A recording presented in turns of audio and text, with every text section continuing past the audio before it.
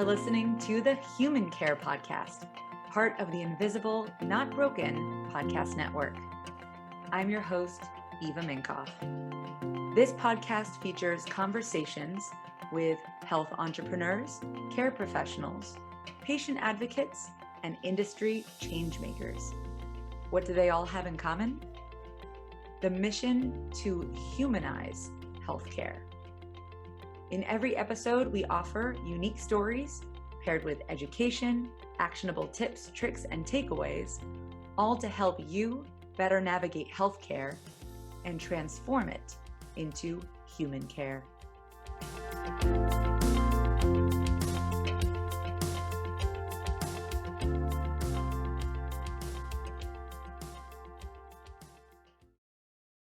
On Human Care Podcast with Chelsea and Cassie, the founders of the nonprofit Spoonies Unite and the co-hosts of the real life show Living with a Chronic Illness. Yay! Yay!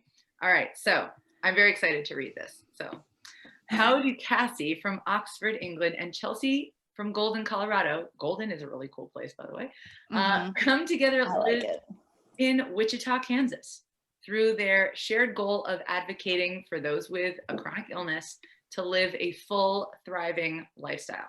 Hell fucking yeah. Together with Cassie's real life experience living with Crohn's disease and Chelsea's knowledge of coaching, the duo provides resources that encourage a better quality of life. The fantastic things they offer include the real life show, Living with a Chronic Illness podcast, a workbook, Mastering Energy Management, a resource library for all things chronic illness at mywellnesshub.co. That will be in the show notes, of course, and an online community full of educational and supportive resources. And then, as I said before, their nonprofit, Spoonies Unite, to help provide financial assistance for wellness treatments. These girls don't kid around. They are all in from all angles, helping the chronic illness community. Thank you guys so much. I just loved reading that list, and I haven't even got to, but you guys are really magical. You are magical. What you pulled off in like the last year is just really incredible. Yeah, we've been putting our little hearts and souls into this for sure. Big hearts and souls, maybe. Big hearts, massive hearts, gigantic hearts. Oh, and I also want to mention that Cassie and Chelsea were selected by Aerie of American Eagle Outfitters to be part of the 2020 Aerie Changemakers cohort, and are so proud to use their many platforms to bring awareness to the chronic illness and disability experience. How's that been going, guys? I want to hear all about that Aerie experience. So much fun. So I would say one of the most wonderful parts of it is connecting with the other change makers. We got all these instant best friends. And so that was super fun. And then we've gotten to collaborate with Aerie for International Day of Persons with Disabilities. And we got to do an amazing panel on self-care as an entrepreneur or organizer with Jamila Jamil, which was super, super cool. Highlight of the year. Mm-hmm. And it's been really cool to also see a big platform and a big company like Aerie use their audience and just their reach to help promote not just our projects, but just other cool projects that women are putting together and try to bring more awareness to chronic illness and disabilities and things like that. I just think that's really, I just like it when companies use their platform for good. It makes me happy. They're a great brand, and we're super excited to be associated with them. And it's just been, it's an ongoing, kind of magical experience. Every month they kind of reach out for something in the works. And so it's just been really cool to be part of all of that. Mm-hmm. And especially just meeting all the other change makers and making these connections and friendships. And they're amazing. They're amazing. So it's been wonderful, and we're super stoked. And it's only just been the beginning of our kind of partnership, and being the 2020 is going to go into 2021 as well. And so it's exciting to see what next year will bring too. It's just been great. We love them. And of course, I'm wearing their shirt right now. Yeah, hey, I'm wearing their sweatshirt. But no, really, I mean, I loved their jeans in high school, and now I really appreciate that I love them for more substantial reasons. But their jeans are very comfortable. All right. Well, so today, on the Human Care podcast, we obviously do talk about chronic illness, but within the context of relationships and caring for humans, which is what we all have in common. And I'd really love to talk about your relationship specifically because it is very unique. You, Cassie and Chelsea, are allies. You're friends, clearly friends and colleagues and partners. But I think allyship is a really good word to identify what the dynamic that you have. Mm-hmm. And so can we start with your story, Cassie, and how from there it morphed into what you guys are today? Yeah, of course. So I have Crohn's disease. And so I'm a single mom, 32 right now, living with Crohn's disease. I got diagnosed 4 years ago, but was sick for like a good 2 years before that. And throughout my experience of living with a chronic illness, I did not actually meet in person like anyone that was going through something similar to me. So I was lucky enough to kind of find a little bit of a community on Instagram. But I have to admit that I didn't connect as much with the Spoonie community on Instagram as I did with the body positivity movement. Around the time of getting my diagnosis, I was really insecure. I was in an unhappy marriage and life was just kind of hard. And so I found solace on social media a little bit through like that body positivity and love yourself and own yourself. And so I constantly felt misunderstood and lonely when it came to living life with my chronic illness. And then my son and I moved to Kansas from Montana after my marriage ended. And I was working at a Pilates studio here in town. That's where I met Chelsea. We were coworkers. We're both Pilates instructors. And Chelsea and I often worked opposite schedules in the studio. So we would like say hi in the hallway, and like there was like the Christmas parties, and we would kind of like stand next to each other because we were both Pilates instructors. We were like, we're friends because we teach Pilates, so we're gonna hang out. Exactly. Mm-hmm. And so it was like, yeah, I've never really had a whole conversation with you, but we're friends, right? And so that was kind of how it first happened. And I had this company that we were both working for was doing a push for all over wellness. And I had reached out to my general manager at the time and said that I'd really like to have a chronic illness support group. And I think that at the time, my general manager was not one who understood anything about chronic illness. They were really like a fitness fanatic. So the idea never went any further. And we were in a staff meeting, and Chelsea and I had sat next to each other because we thought we were best friends because we were Pilates instructors. Because we'd go in and I'd look for her curly blonde hair and be like, I'm going to sit by her. I know who she is.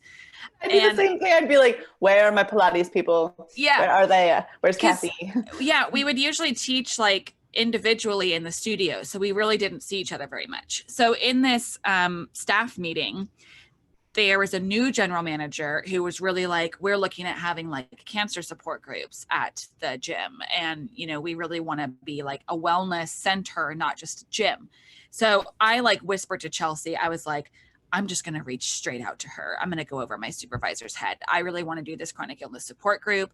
It's so important to me. There's nothing like that here. And Chelsea's like, can I do that with you? And I was like, what? And she's like, yeah, I really am passionate about the chronic illness community and I'd like to be part of that. Will you CC me on the email? And I was like, okay, cool. Yeah. So we talked a little bit after the staff meeting, because of course we were friends at this point because we hung out at the Christmas party together once.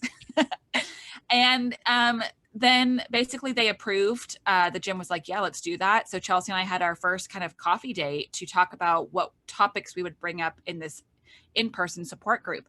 And it was in that first coffee date at Crafted, shout out Wichita Crafted, that we were like, oh my God, we have so many of the same interests, hobbies, goals, aspirations, personality traits. And it was in that coffee date that we were like, okay, this was like divine intervention, miracle type thing, because we are like, we want the same things. Oh my God, this is a great partnership. And we started having coffee dates every week to go over what this in-person support group would be like and creating little slides. We started a social media account. And it evolved really quickly to being like, oh my gosh, we balance each other out in a really beautiful way. Our minds work so well. We're both so passionate in a totally different way. Me having a chronic illness and Chelsea not having a chronic illness, we were like, this is a really special perspective that people can get with the two of us. And so it quickly evolved to wanting to create an online community. And then one day in our coffee sessions, I was like, we should start a podcast. And Chelsea's I looked at her like she was crazy. Yeah, she looked really afraid. And she's like, we don't know how to do that. And I was like, we'll figure it out. And I was like, I feel like we're like every conversation we have talking about this topic and how people like need help in the chronic illness community. We need to be talking about raw emotions. We need to talk about the realities of what it's like to live with a chronic illness, the stereotypes that we get, the body image issues, everything. And every conversation is like, Chelsea, we're talking about pure gold here. People need to hear our conversations. Let's start a podcast. So then we started a podcast. We figured out how to do that. And everything just took off. At that point, we were like, we need to make an online community. You know, we were receiving really great feedback about what our vision was. And then from there, we were like, you know what? We really need to help the chronic illness community every way we can. Let's also start a nonprofit. And it was around that time that we found out we won this grant to be the Aerie Changemakers. And we had applied for that before we even started recording our first episode for the podcast. And we basically applied for the grant with our vision and not much actionably having been taken at that point. And it was pretty exciting when we got when we found out that we won. We were just several months in and we had already completed so much by that point. And so it's been pretty fun. And now here we are. We have been doing this for a year and Chelsea and I are extremely close friends now. We are a great partnership, especially for a team and for work. And as advocates, we balance each other out in a really great way. And it's been, I think one of the special things about that too is us not having known each other super well in the beginning meant that we each kind of got to understand one another in public, meaning like Chelsea would ask me questions about what it was like in my daily life, living with a chronic illness, how I overcame certain obstacles, emotional obstacles or physical health obstacles.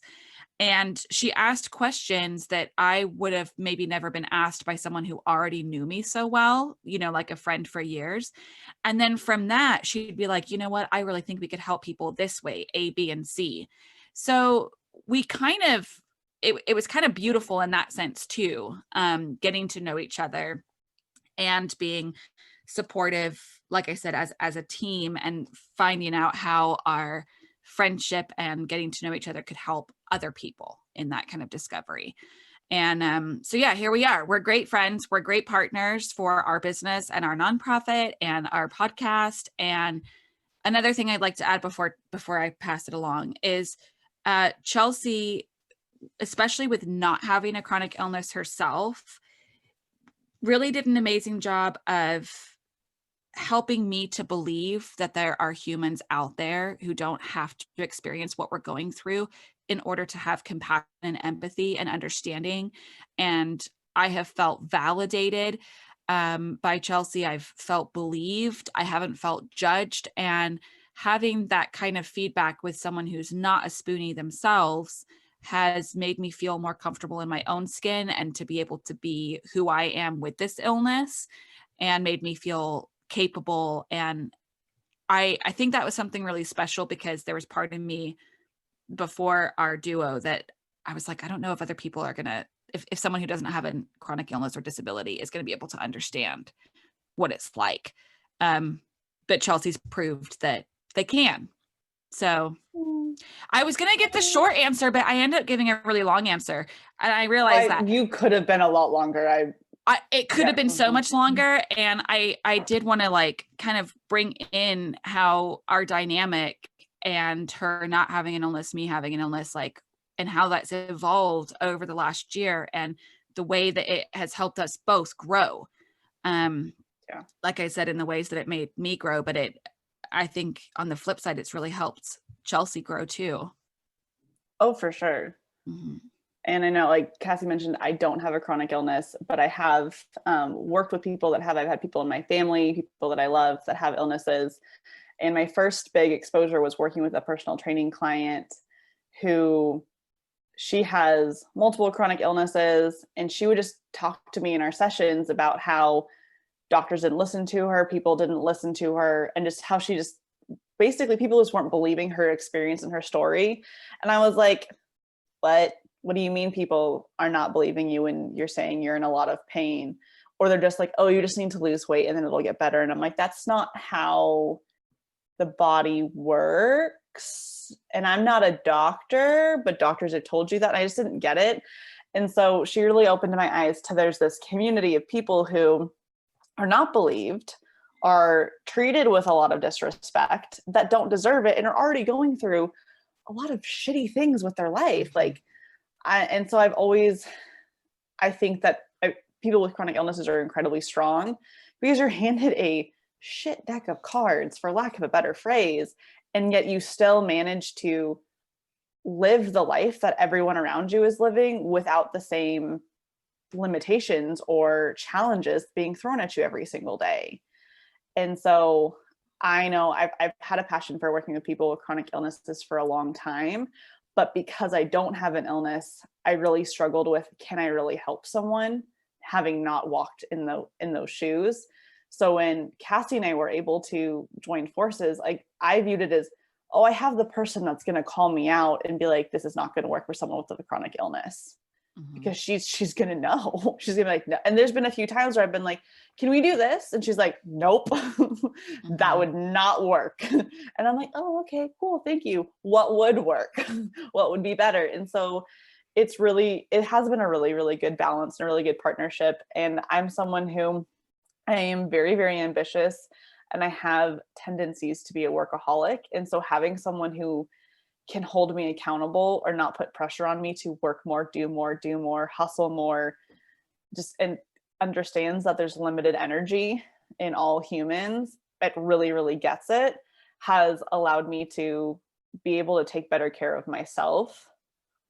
So that way I don't get sick, hopefully, by overworking and too much stress and all of that good stuff. So it's been just a really fun learning experience for me as well, to be able to move past the working hours and hours and hours and hours a day and be able to actually live my life and appreciate the health that I have.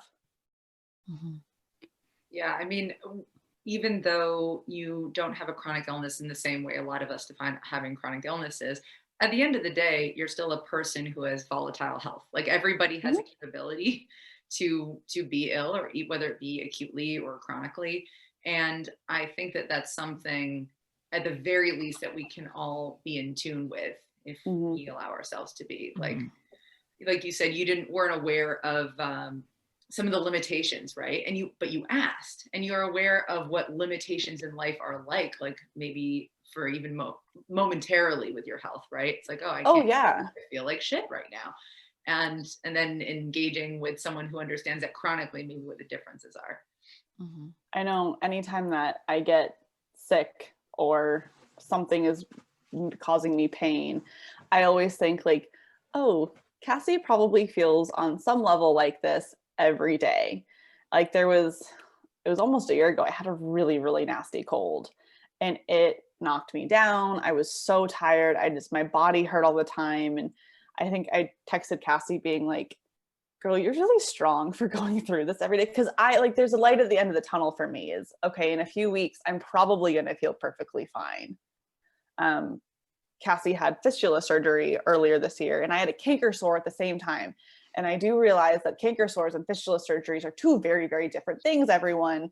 But I was going through some type of a painful situation that just made me realize, it's like, man, it would be so annoying to have to deal with this every single day. And again, that was something that I knew there was a light at the end of the tunnel. And so I kind of view my role in our partnership as being the example of, there are people out there that don't have illnesses that can get it, but also how can we try to describe the chronic illness the chronic illness experience to people that don't have an illness so that they can get it better. And so far I've come up with, it's like you literally have the flu all the time, or like you always have a sprained ankle, or you always have a kink or sore, or just that thing that bothers you is always there 365 days a year for the rest of your life. And so you all, like, there's a reason you're called warriors. It's not easy to go through. Yeah. And I think it was just like, it was refreshing to hear that someone was making an effort to understand, what it's like for all of us, rather than just being dismissive. And it also has been really cool. Chelsea has gotten to witness with so many conversations we've had, how some of us are just told suggestion after suggestion, have you tried this? You'll be well if you do this, oh, aren't you gluten-free yet? Or aren't you drinking green smoothies every day yet? And so that has been interesting. Like, Chelsea has always just been like, let someone just be where they are and who they are in that moment. And I think a lot of us in the Spoonie community don't get that from non-Spoonies. Non-Spoonies tend to want to fix or feel uncomfortable. And that's been something really, really nice. And I wanted to share too that one of the other really beneficial things about our friendship and, again, work relationship of a Spoonie and non-Spoonie is, I think a lot of us in the Spoonie or disabled community worry that we are burdens to our non-Spoonie people. And whether that's a spouse, friend, coworker, family member, it's this constant worry. And I know that I dealt with that for years. I felt like a burden in my marriage. I was worried about not being able to provide a full enough life for my son as a mother. And, especially in like work relationships, I would not sub early morning hours because I was going to like shit my pants if I had to do that. And so, you do feel like a burden. And what's been really nice over this year is realizing that actually I have a ton to offer. And with Chelsea, like with those times, like after my surgery, and I was like, I can't show up for like anything right now, or even not using surgery as the excuse, but just being like, I'm just really tired and I haven't worked on our stuff for like a week. And she's like, that's okay. Work on it later. And it didn't ever feel like my illness was a burden to our business, to our goals, to our desires for future, or even to our friendship. And that Chelsea was one of my first non-Spoonie relationships that I really felt that authentically, that I wasn't having to worry about like the insecurity and the doubt, because she'd only known me as a Spoonie. I have other friendship that I've had with my girlfriends who were amazing, and none of them are Spoonies too. But they all knew me before being a Spoonie too. And so I did like worry that I had changed or that our friendship had changed. And I'd worry about being negative if I talked to them on the phone and everything. But with Chelsea, she only knew me as a Spoonie. So I was like, you know what, I'm just going to be me. And then I don't have to worry about like feeling insecure. If she doesn't want to talk to me, she doesn't have to talk to me. And then that's it. But that was really something. And I think that it influenced, I had a relation, it was a long distance relationship, but I had a relationship this year and had a boyfriend, and he was really sweet too. And in not making me feel like a burden. And I don't even know if I would have been open to even that possibility of that relationship had I not have experienced the evidence of another non-Spoonie letting me be me, So we've learned a lot from each other in this year. And we have like been catapulted this year. From our meeting at the staff meeting to like, we're going to start this, to where we are now. I mean, we have just like come so far, and we're excited to see where the next year goes. And a lot of these things have been talked about, of course, on our podcasts, talking to other people and realizing the benefits that we've each had from this partnership and stuff. Chelsea, we're having such a moment right now. I know. Well, one thing I wanted to add about, like, if people feel like there's a burden, for as many times as Cassie has been like, I can't do this today, or I'm behind on it. I said I was going to do this, but I haven't gotten to it yet. I have done the same thing just as many times for whatever that's reason. true. So maybe you're like, if you're listening to this and you're like, oh, but I do feel like I'm a burden. The other people in your life are probably doing the same thing to you. You just don't notice it. And I also have no problem if there's just a day that Cassie's like, I don't feel good, I don't got this. I'm like, that's fine, I can do it. Because there's also been many days where I'm like, I can't. And Cassie's like, that's fine, I can do it. And so we've been really lucky that on the times that one of us gets really overwhelmed or has something come up in life, that the other one doesn't seem to be that way.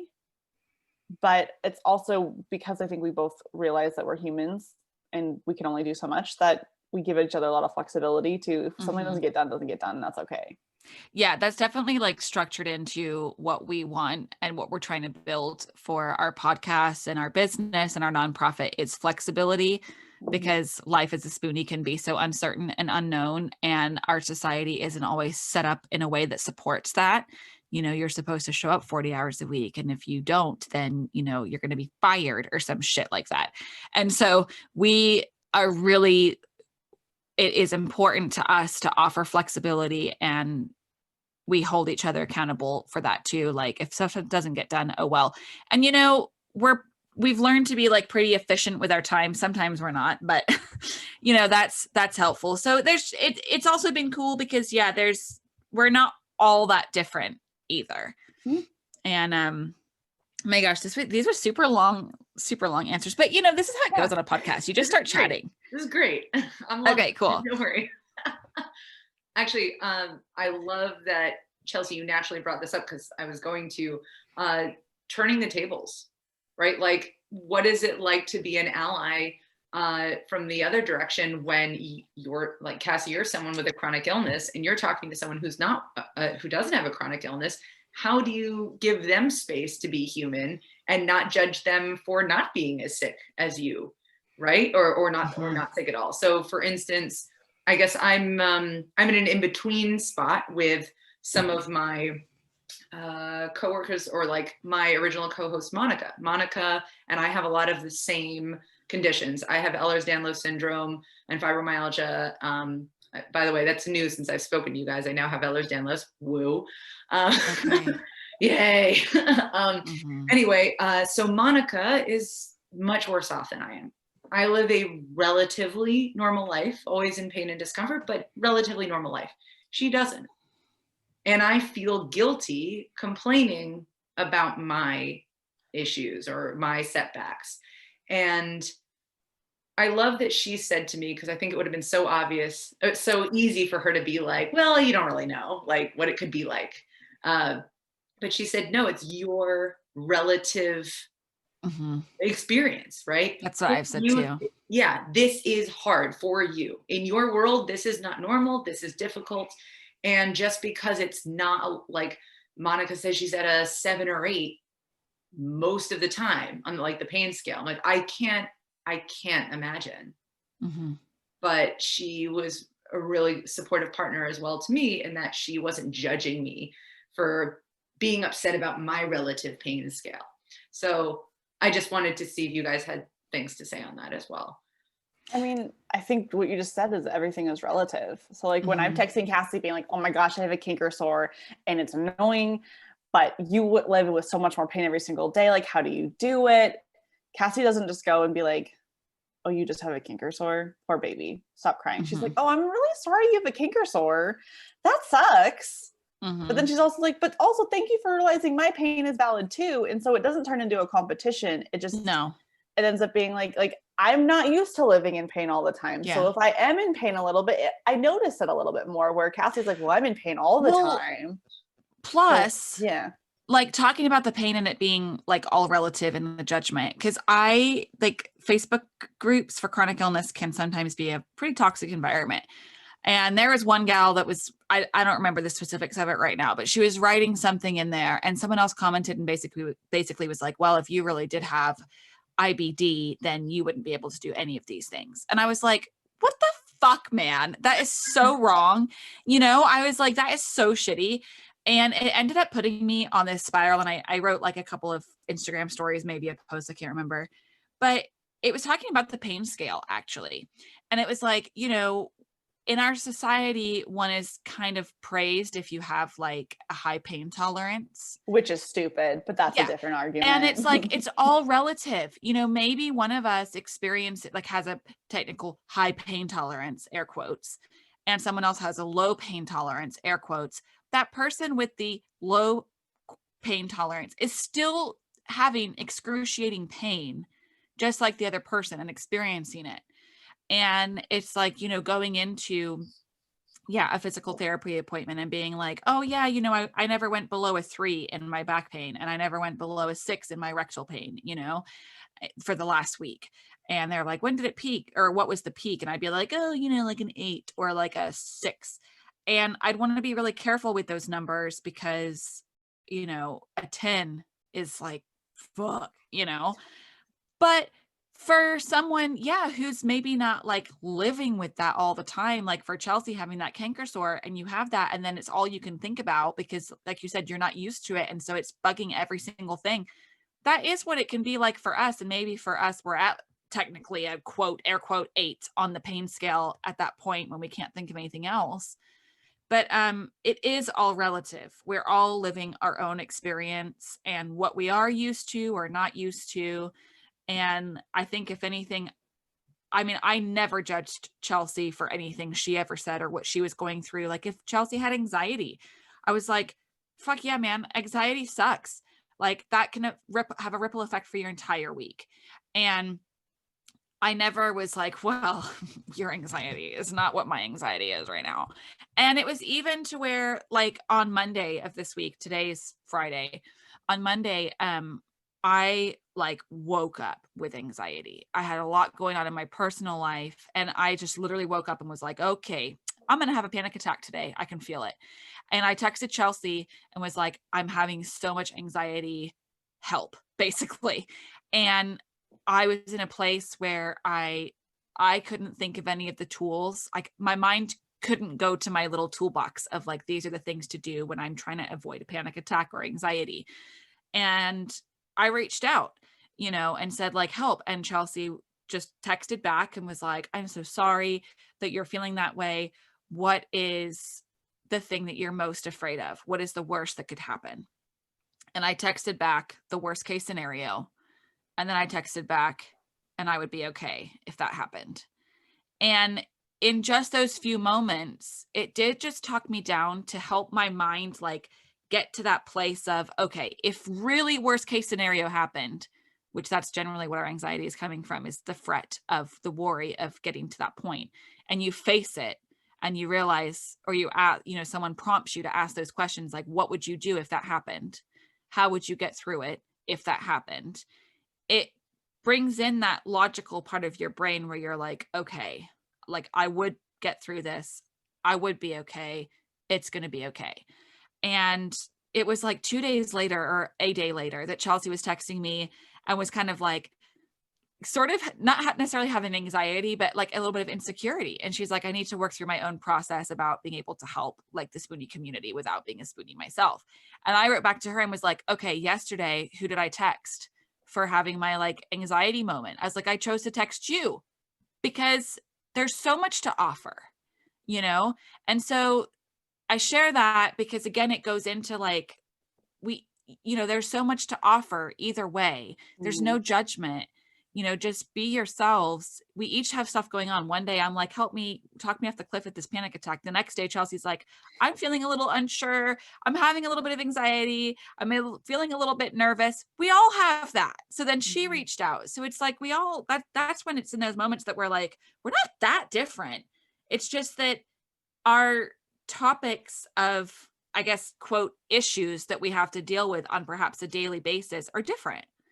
And as a Spoonie, we have to take more into consideration. Like that's something that Chelsea and I have talked about with people on our podcast is like, you know, I can't remember who we were talking to Katie Howland, and Katie had done dry shampoo that day for her podcast because she found out there was a little bit of video. She's like, she texted me that day and she's like, is there video?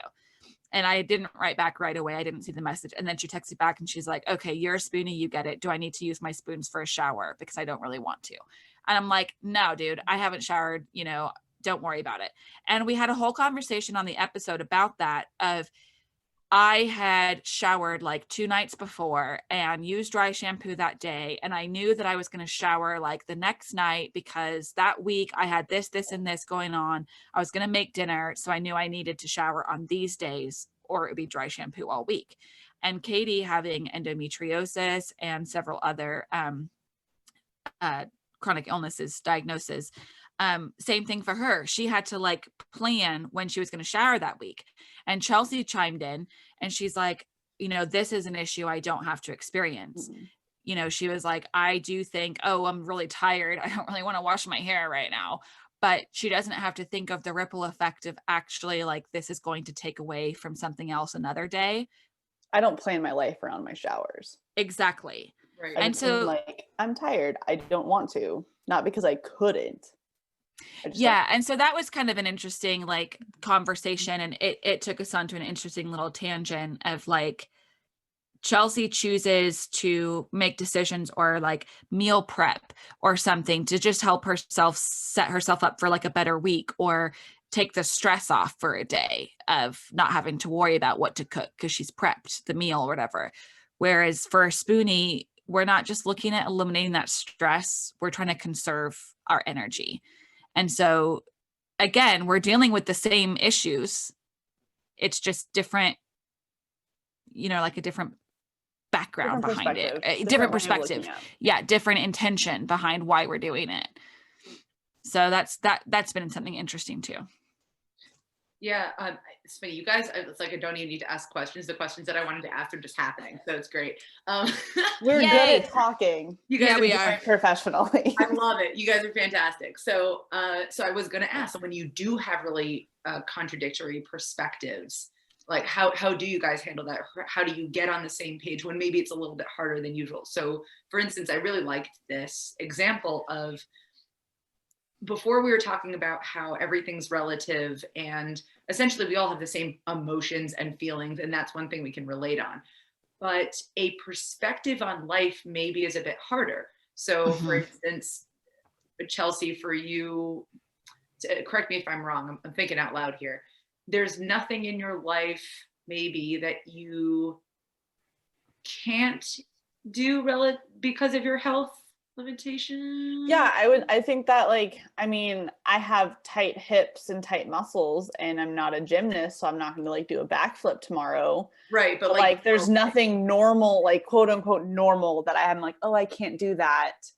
Like if you wanted to go to a spin class tomorrow, you could wake up and go to a spin class tomorrow. I could totally do it. Would I be a little out of shape for it? Yeah, but like it's not gonna, I would be tired during the class. It's not going to ruin the next week of my life.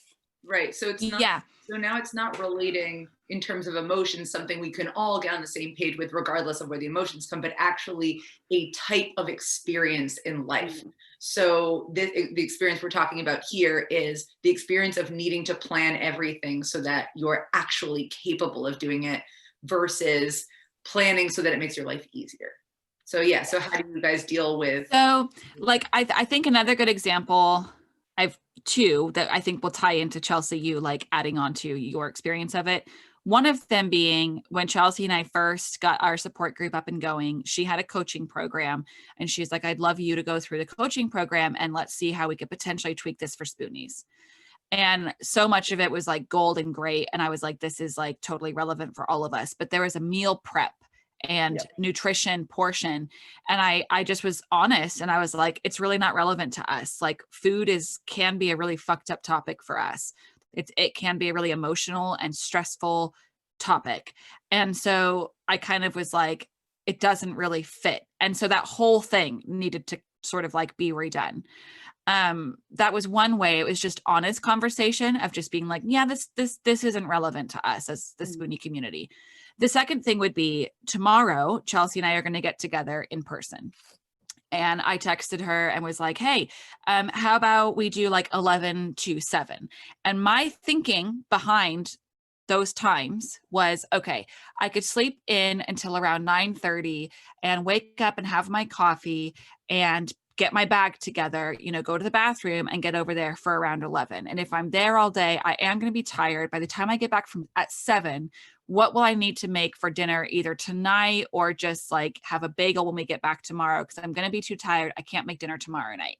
And then I need to probably tell my stepdad that I'll just be coming home because I'm going to have to go straight to bed probably when I get back. And then what do I have going on Sunday morning? Okay, so then maybe I could shower Sunday night because, you know, tomorrow's day is taken. Today I slept in knowing that I have a big day tomorrow as well because I'll be hanging with Chelsea all day. And then Chelsea wrote back and she's like, actually, I can't do till noon. So I'm like, oh, okay. So 12:30 to 8. So then I'm thinking, okay, so what if I get up at 9:30 and then I eat her entire no, plan. but this is like, I hadn't even thought of it until Eva asked this question. So then in my mind, I was like, okay, maybe this is better because what if I get up at 9:30, you know, so that I've slept in a little bit and then I even make like lunch for me and my stepdad. Then that's a meal. And then when I get home at like 8, I really can go straight to bed, you know, and sleep in on Sunday. And then I'll still shower Sunday night because Monday I have a busy day. And so that's just, I think that's some of the like mentality of thinking of things differently is I, without saying anything, which I would have never even brought this up to Chelsea, you know, and like I said, unless Eva asked this question. You totally could. I totally could. But to me, I was like, at first I was like, ooh, 12:30 to 8. And then I was like, actually, this might even be better, you know? And so as Spoonies, we have to think of not just tomorrow, but like I said, I slept in a little bit today. I don't have anything planned for this evening because I know that I'm going to be doing stuff all day tomorrow. I don't have anything planned on Sunday for that same reason. And we have to think of things like that. And then not just this weekend, I looked at my Monday, my Tuesday, my Wednesday, and I was like, okay, am I going to end up having a domino effect? Like with doing more Saturday, am I about to like go over that little scale, you know, that pendulum? Am I going to go one direction and fuck up my whole week? Or can I make these little tweaks so that actually I just have a great day, I have some extra rest on the weekend, and then my week isn't affected by my choice to hang out Saturday. Yeah. Whereas Chelsea probably can be like, okay, my fiance is going to need to pick up dinner Saturday because Cassie's staying till 8. And that might be it. Mine is a lot simpler. Like I knew that for me, I work a lot during the week. I normally work Saturday morning, and then Saturday afternoon is sometimes work, sometimes chill, and Sunday is my big chill time. And so in my mind, I'm like, okay, I know like this week I felt really tired. And so I knew adding on a really long Saturday, even though it's gonna be great, I am gonna feel really tired on Sunday.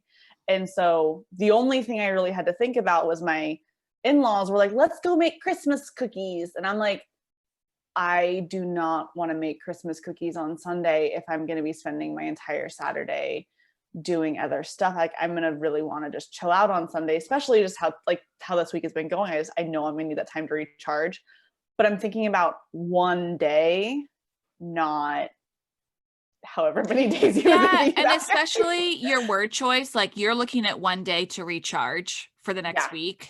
Whereas for Spoonies, like we're checking in ourselves that one, like taking a look that we aren't having a fallout for a week. Yeah. So not only are we not thinking of just recharging, but we're like, okay, I'm not going to like put myself into a flare because of this one decision of doing this one thing.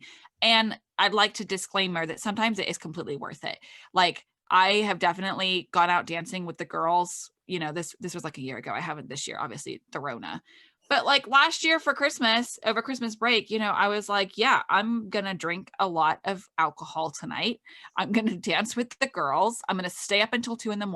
and it's going to suck for like 4 days after, potentially a week, but it is worth it. And sometimes that's the case. And so for Chelsea and I both knowing that we're going to be a little tired, it's going to be totally worth it tomorrow.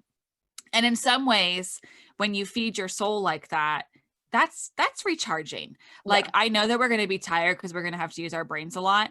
And, you know, living in the Rona times, like, you don't have to, it's exhausting just being around someone else a little bit because you're by yourself so much.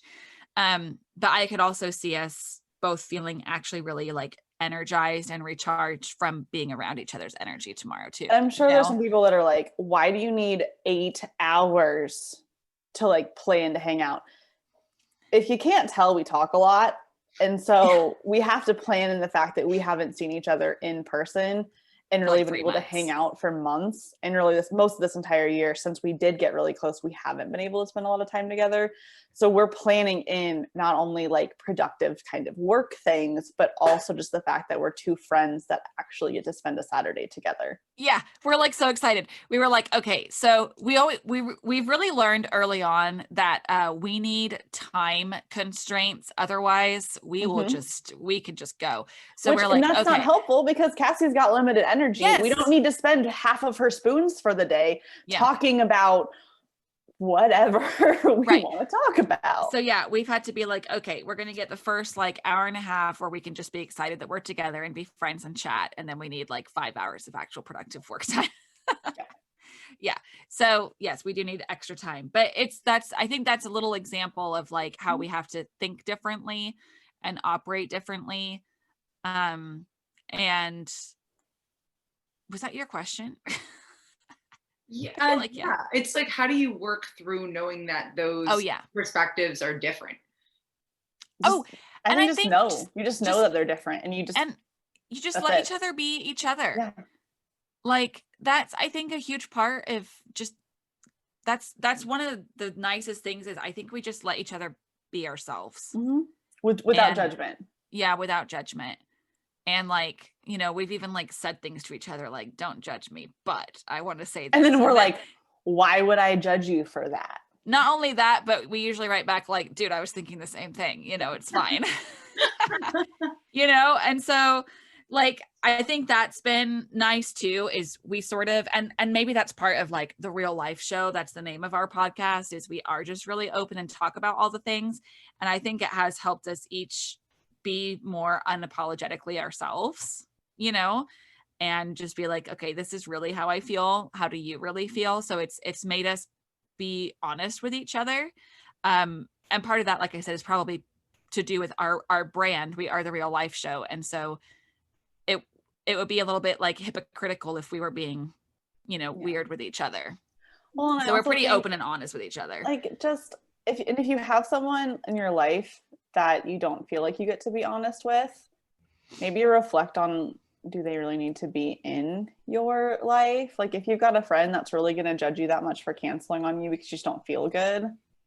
Like I'm a quote unquote perfectly healthy person, and I've canceled Friday night hangouts with friends because I'm like, I'm freaking tired and I'm lying on my couch and I really, really don't want to get up. So like I've faked falling asleep on the couch, even though I hadn't actually fallen asleep, just to not respond to messages until it was way past the time frame, which like looking back, like and I'm so much better about it now because of the relationship Cassie and I have. And I've gotten to a place where it's like, you just being tired and just simply not wanting to do something should be a good enough reason for everybody. And if it's not a good enough reason for somebody in your life, I mean, maybe reflect on how important and needed they really are. Amen. I think the only thing I'll add to that, because I have a lot of close friends with obviously some with chronic illnesses, but even some with anxiety and depression, which actually are chronic illnesses. So I didn't need to preface that. And they would do the same thing and like, in essence, ignore me to an extent. And I would get confused because I do know that they love me. And I know that they want to spend time with me. So this was a number of years ago with one in particular where I was like, can you explain it to me? Because as far as I can tell, I know that you care about me. I know that you're not ignoring me because you don't care about me, or you are trying to ghost me or whatever in some way. So in this case, it was easier for me to read or to want to question what was going on. And she said, maybe I'm feeling depressed or anxious, and I just do not want to hang out, or I'm too tired, and it is not about you in the slightest. This is just something I want to do.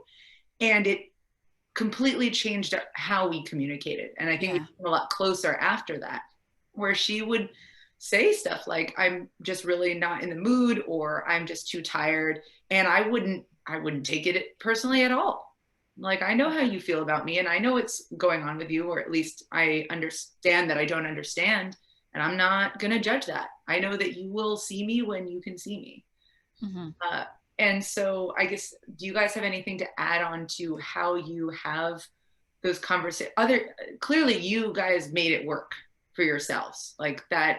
And you said it's like part of your brand. That's the essence of who you are. But for those people with chronic illnesses out there who have friends, good friends, maybe even family members who don't get it and call them out, how would you advise that they attempt to change that dynamic? Mm-hmm.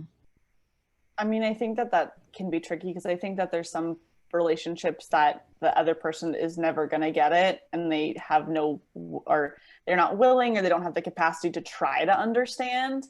And I really want to emphasize like the word try, because I think if the people put a little effort in, you can become empathetic and understand, at least on some level. And so, like, I know Cassie and I talked about this, like there's some people in her life that she's very close to that don't believe her illness. Well, I'd love to share too that, so just this week, I was with my brother, and he really doesn't want to talk about health, illness. We just don't talk about it. We just don't talk about it. For I would say the saving of our relationship, we don't talk about it. And sometimes I then feel upset about some of our interactions because I feel like I'm not able to totally be myself. And so I've had to work through kind of being like, no, I can still be myself without that part. Now, yesterday we had dinner together outside, and we were talking a little bit about the stuff that Chelsea and I are pursuing. And I felt a moment of like, ooh, I wonder if I should even talk about it at all. And he was kind of like offering some suggestions, and I felt myself really putting a wall up, like he doesn't get it, you know? And I even was in being the past, that's what he's shared with you. Exactly. And I felt myself even being a little feisty, and he was saying, he's like, I'm just trying to offer some help. I have like a good perspective with this. I'm just trying to help you. And I was like, so everyone knows it's a business perspective. Even though our business is chronic illness based. Yeah. But he's got an MA. From a business perspective. Exactly. And so he was like, I'm just trying to help you, you know? And I was like, well, and he said, he's like, you know, maybe you don't want to hear that from me. I don't know. He's like, I'm not just going to be a yes guy. And I was like, okay, actually, and it kind of even, I just decided to just be honest. And I was like, I think that I am resistant to hear what you have to say because of your feelings about like chronic illness and everything, and how I feel about it. So although I feel like you are offering some really good stuff, I can't really receive it because I have this wall up. And then I was like, so I don't really know if you're coming from like a genuine place. And then he came back and said, well, he's like, but it makes you happy and you're passionate about it, so I want it to succeed. And I was like, I was kind of like mouth drop, like, oh. And it was actually kind of a moment for me where it was like, okay, you know what? He does love me. He does care about me and my happiness. This topic is not a topic he likes to talk about, but I did at least feel good. Like he does actually support me and whatever I choose to endeavor, you know? And that was kind of a moment. So for other Spoonies out there, I think that number one, like Chelsea said, some other people just may not be the people that you choose to open yourself up to. And that is okay. And otherwise, it might be that you can begin to have a little bit of like an honest conversation and say, you know, I don't really feel comfortable telling you how I feel because I don't really feel like you get it or that you want to get it.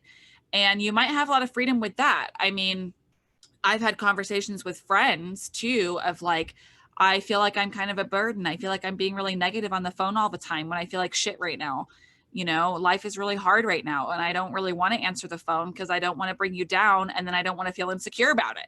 And then my friends have been like, yeah, but friendships are back and forth. Like, you know, they have times that they need to just vent for 2 weeks, every phone call that we have.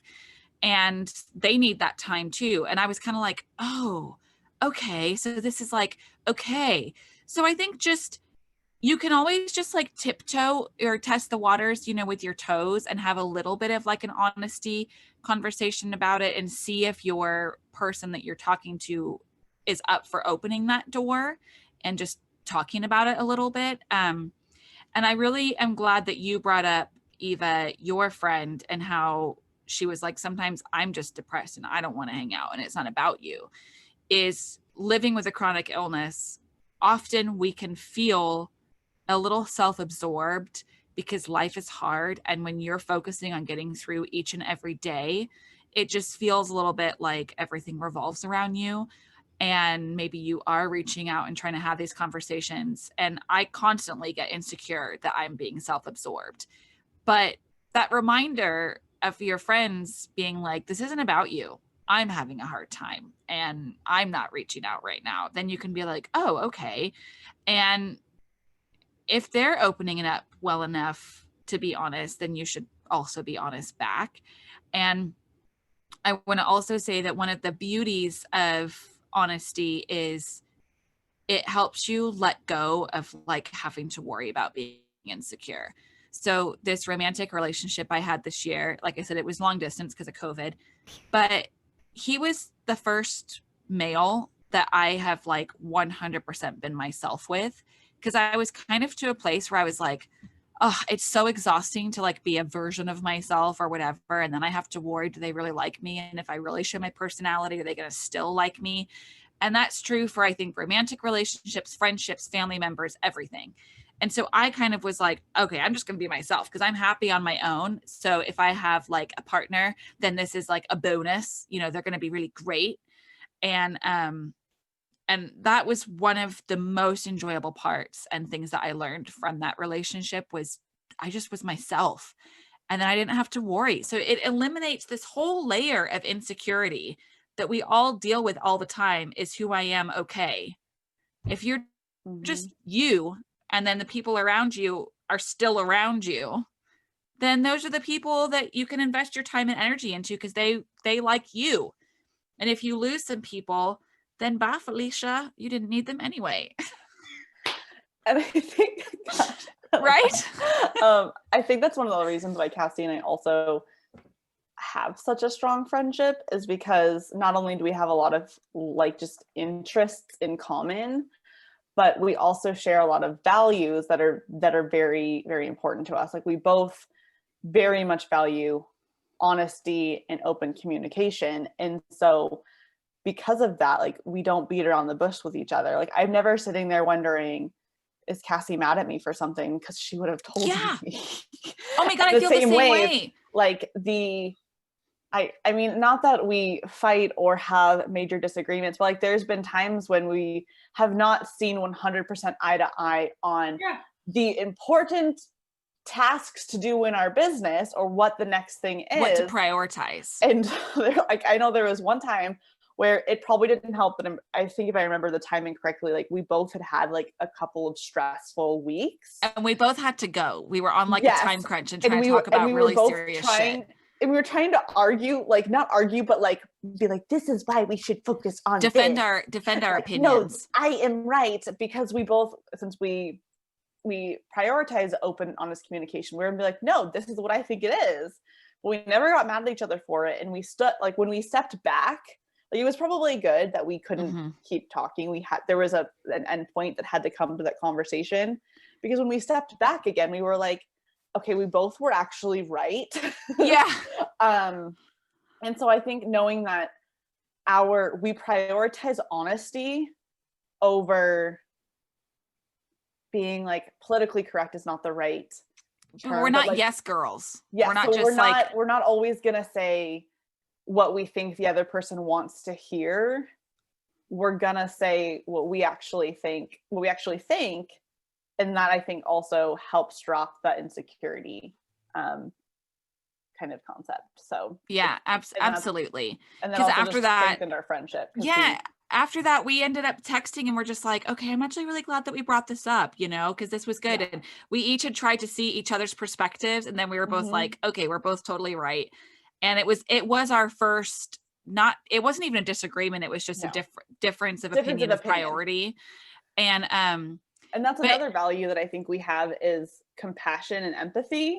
So then even, I mean, it comes up when people have illnesses and they're just not feeling good, but even just trying to, from a business perspective, like something a little more tangible, trying to see where you were coming from versus you looking at where I was coming from, like being able to look at both sides while still knowing what your opinion was. Yeah. That's something that I think we also value a lot and has helped us figure stuff out. And you know, I'm glad you mentioned that too, because speaking of tangible tips for the Spoonies, when you are like, what? You guys are amazing. Literally have like a list of potential questions and you're just answering them. Okay, perfect. This is great. Yeah. I know, I feel like we've taken over your podcast. I know. We got this. We're just gonna talk. It's amazing. You're literally covering everything that I wanted to talk about that I haven't even told you guys, and you're just doing it. So. That's perfect. We're so on the same page. Yay. Yeah. And so speaking of tangible tips, before I lose my train of thought,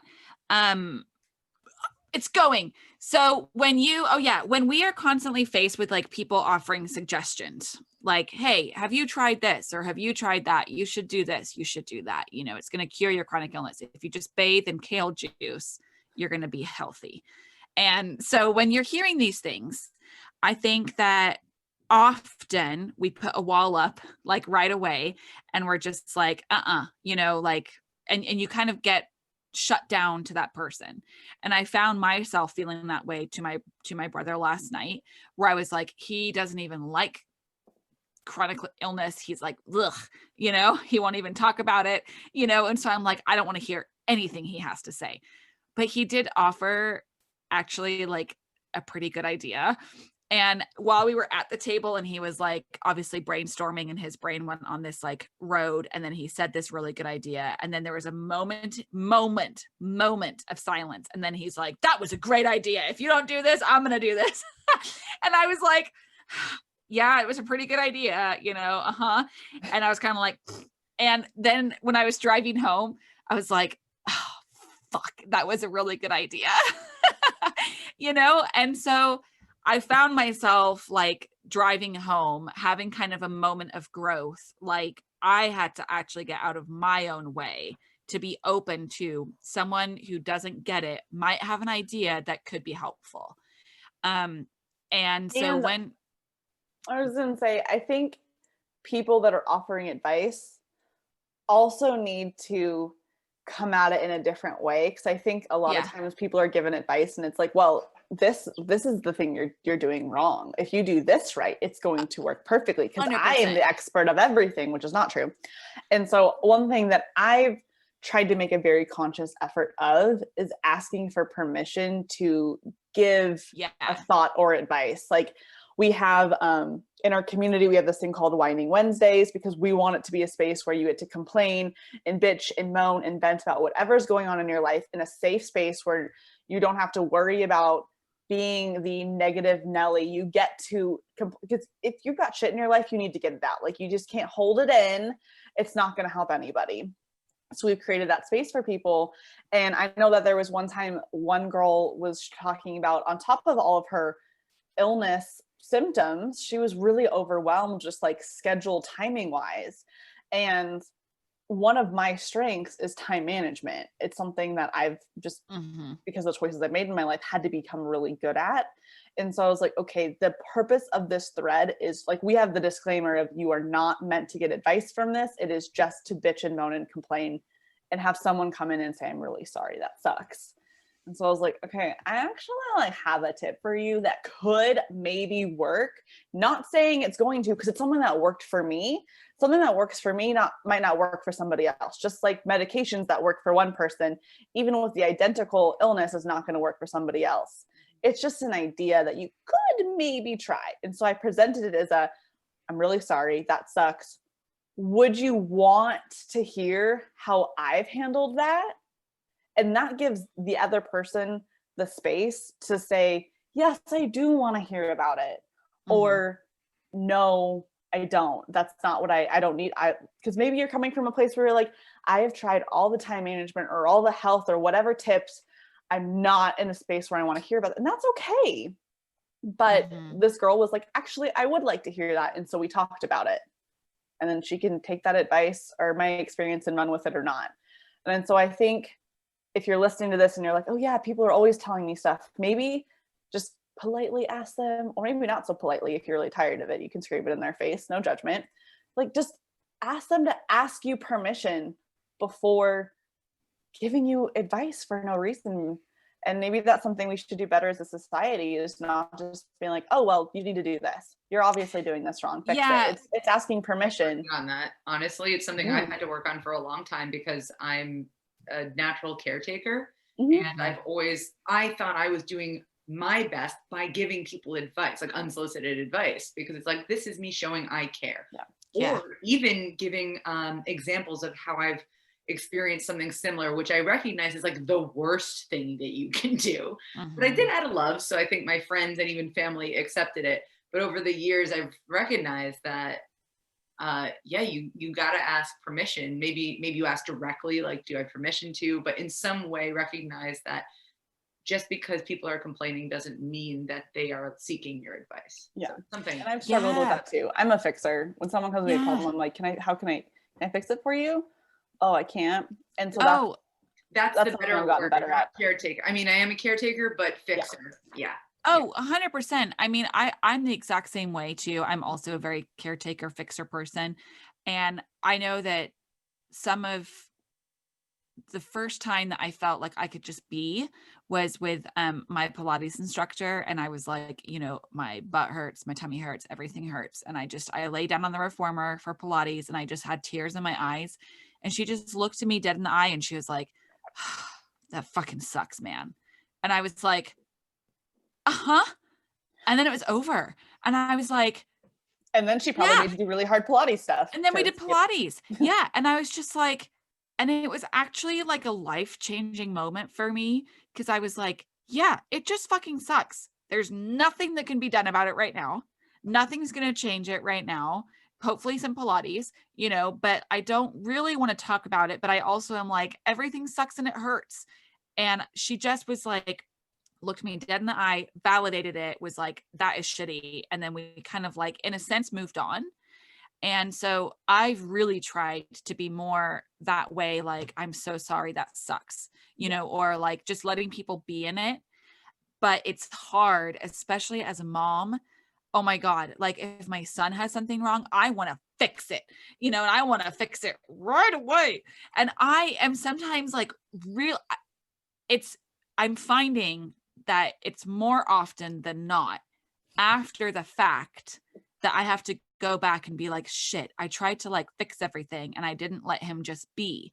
I tried to offer solution, because as a parent, or even when you just have any loved one, spouse, it's really hard when you see someone you care about hurting. And so I have frequently gone back to my son after a conversation and just said, I thought about it and I can really understand why you're so upset, and it really is unfair. And I'm really sorry that you're going through that, and like, then leave it. And I think that if anything, I think it's better that I go back and address it, and say like, and even open the door if he wants to talk about it again, rather than just like leaving it alone.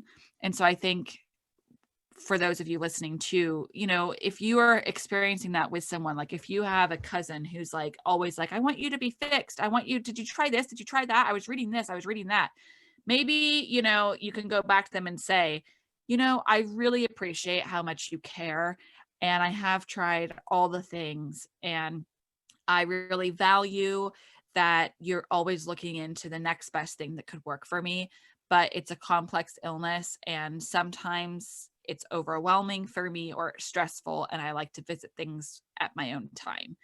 Or it might be that you're in a social setting, potentially with like holidays or something, that I definitely have just pulled the card of like, oh yeah, that sounds really interesting. I'm definitely going to look into that. Thank you for bringing that up. And then I like change the conversation. Yeah, and go help myself to a dinner roll full of gluten. Shutting the door. Yeah. Because I don't want to talk about it anymore. Yeah, exactly. Like, so sometimes it might be in your best interest and your self-protection to just fudge that a little bit. Like, here we are preaching honesty. But one of the things we talk about in our like holiday survival thing is like, it may not be in your best interest and protection to be seeking honesty from every single relationship, because there are those people that you don't really want to open yourself up to. And those people, it's okay if they say, how you been feeling? You can be like, pretty good. How have you been feeling? You know, and you don't have to just be honest about everything. It's up to you. You can just be a little bit like, yeah, thanks for asking. And, you know, thanks for offering me that, you know, yoga or whatever, you know, I'll give that a try. I'll look into that and then like move on. Yeah. That's actually, I'm glad that you guys are doing some holiday survival tips when it comes to interactions, because that's a really big deal for Spoonies. Actually, it's kind of a big deal for everybody because we all get unsolicited advice in the holidays. But yes, I'm really glad that you guys are doing that.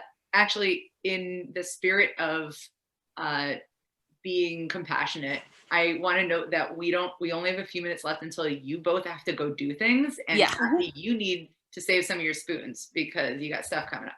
So actually, you know what? Let's end with Chelsea. I would love it if you could give a brief words of wisdom on being an ally. Like, I know we've said a bunch of stuff, but like if there's just one last little thing, like one message out there, like how to be a friend to people like us. Putting you on the spot here. Yeah, my brain just kind of went blank. But basically, I think like what I want people to know is just because you haven't experienced something doesn't mean that it's not valid. Like, I've never had a baby, but childbirth sounds very painful. I don't need to have had a baby. I've never broken a bone, knock on wood, but that doesn't mean that it's not painful. Like, I think that you don't have to go through every experience out there to still not empathize, and just trust people. If someone says they're tired, they're tired. And I don't care if you think you're more tired, they're still tired. If they don't feel good, they don't feel good. If they like, I guess that's the thing when I was first introduced to the chronic illness community, that, and I still have a hard time wrapping my brain around it, is when people are like, oh, you're just making it up. Why would so many people make up that they don't feel good? I don't get it. It's not something that makes any sense to my mind. If you're like, this is why people make stuff up, then we can have this argument and that'll be fine. Come find me on Instagram. I'd love to talk to you. Yeah. But just like believe people, believe their experiences. You don't have to have gone through it to have their experience be valid. And so I think that's, to me, the most important part about just being a good human being kind of in general is just trust people. Let them have their experience. And if you don't know how to support them, maybe ask them what they need. Bravo. Thank you. Thank you, Chelsea. Thank you, Cassie. This is wonderful. And really, I could talk to you guys for hours. Thanks. This was so fun. Thank you so much for having us on. Thank you for talking with us. This is really fun. And you guys you're brilliant. So until next time, because I can totally see this happening again on the podcast. Yay. Thank you guys. And have fun. Thank you. Have fun. Yay. Thank you so much. Thank you. Yay.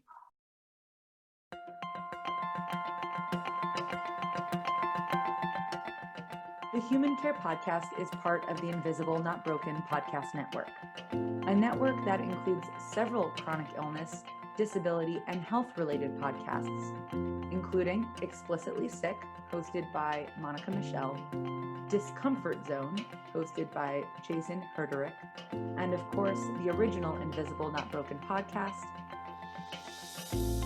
We absolutely love feedback. Love feedback. And connecting with you one-on-one or within our Invisible Not Broken podcast community. So please reach out to us anytime.